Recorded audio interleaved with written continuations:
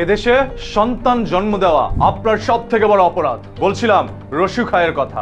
বর্তমান নতুন প্রজন্ম হয়তোবা তাকে চিনবে না। 2009 সালে একটি চুরির মামলায় আটক করা হয় রসু খাকে। পরবর্তীতে জিজ্ঞাসাবাদে এবং তার মোবাইল ফোনের তথ্য অনুযায়ী পুলিশ একের পর এক চাঞ্চল্যকর তথ্য বের করে আনে, যেগুলো শোনার পর পুলিশ নিজেও অবাক হয়ে যায়। রসু খা 11 জন নারীকে নির্মমভাবে দুনিয়া থেকে সরিয়ে দেয় এবং তাদেরকে ভোগও করে এই রসু খা। পরবর্তীতে আদালত তাকে মৃত্যুদণ্ডের রায় দেয়। তবে 2009 সালের সেই রায় 2026 সালে আসার পরেও এখন পর্যন্ত কার্যকর করা হয়নি। রসু খা যেই সকল নারীদেরকে দুনিয়া থেকে সরিয়ে দিয়েছে তাদের মধ্যে বেশিরভাগ নারীদের স্তন কেটে ফেলা থেকে শুরু করে যৌন পথে সিগারেটের ছ্যাঁকা পর্যন্ত দিয়েছে। মানে তার নির্মমতা আমার এই ভাষায় প্রকাশ করতে পারবো না। রসু খায়ের একটি স্বপ্ন ছিল 101 জন নারীকে নির্মমভাবে দুনিয়া থেকে সরিয়ে দিবে এবং তাদেরকে ভোগ করবে। এর পরবর্তীতে তওবা করে তিনি ভালো পথে ফিরে আসবে। রসু খার জীবনী যত পড়বেন ততই আপনি চমকে উঠবেন। রসু খা 2015 সালে একটি শ্রমিক হত্যা মামলায় মৃত্যুদণ্ড পান। পরবর্তীতে 2018 সালে ট্রিপল হত্যা মামলায় তিনি আবারও মৃত্যুদণ্ড পান। তবে এতগুলো হত্যা মামলায় তিনি মৃত্যুদণ্ড পাওয়ার পরও 2026 সাল কেটে গিয়েছে, এখন পর্যন্ত রসু খাকে মৃত্যুদণ্ড দেওয়া হয়নি। শুধু কি রায় দিয়ে সীমাবদ্ধ, নাকি সেটা কার্যকর করাও আদালতের দায়িত্ব?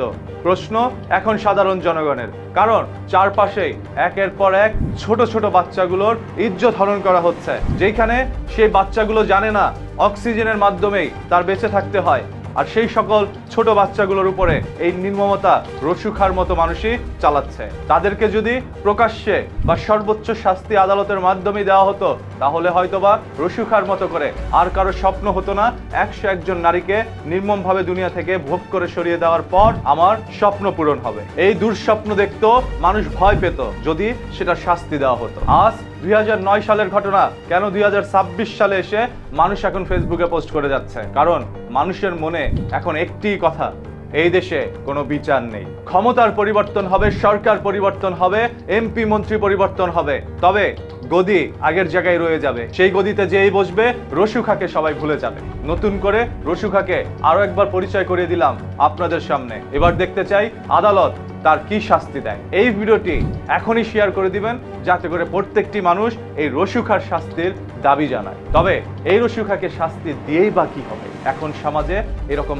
হাজার হাজার লক্ষ লক্ষ রসু খারা ঘুরে বেড়াচ্ছে, যে এই রসু খার কবলে আপনার মা, বোন, স্ত্রী, সন্তান পড়তেই পারে। বাংলাদেশের সাধারণ জনগণের কষ্টের ট্যাক্সের টাকায় সেই সকল রসু খারা জেলের মধ্যে বসে ভাত খাচ্ছে এবং তার নির্মম গল্পগুলো অন্য কয়েদিদের সামনে উপস্থাপনা করছে। তখন স্বপ্নের দেশে সেই সকল কয়েদিরাও পুনরায় আপনার মা বোনের ইজ্জত হরণ করে। হ্যাঁ, বলছিলাম সেই রসু খায়ের কথা, যে রসু খা এখন পর্যন্ত কাশিমপুর কারাগারে রয়েছে। আমরা কেউ জানি না কবে তার মৃত্যুদণ্ড কার্যকর করা হবে।